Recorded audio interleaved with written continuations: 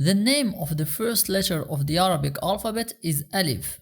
Alif has two main functions, the first of which will be introduced in this video and the second in the late videos of this series. Here we are concerned with its function as a long vowel, whose pronunciation resembles that of A in bad or in father.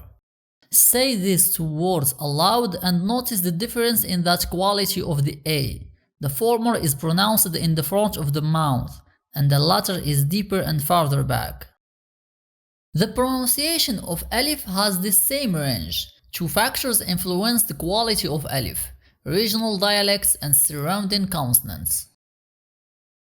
In the Gulf region, the sound is generally deeper, closer to father, while farther west, in the Mediterranean area, it is more frontal, closer to bad.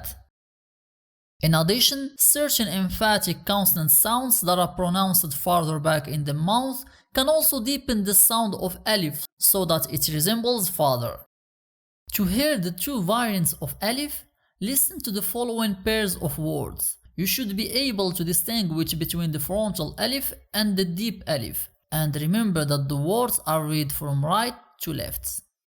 تاب طاب ساح صاح داني ضاني ذال ظالم.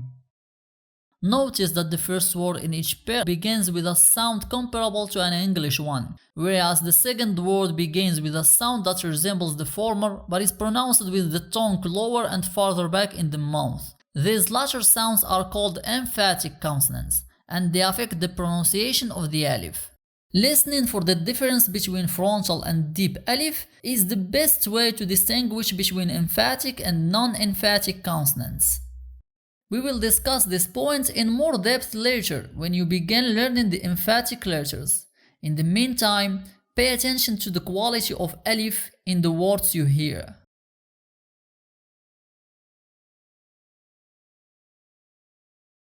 In this section, we will learn to write the various shapes of the letter Alif.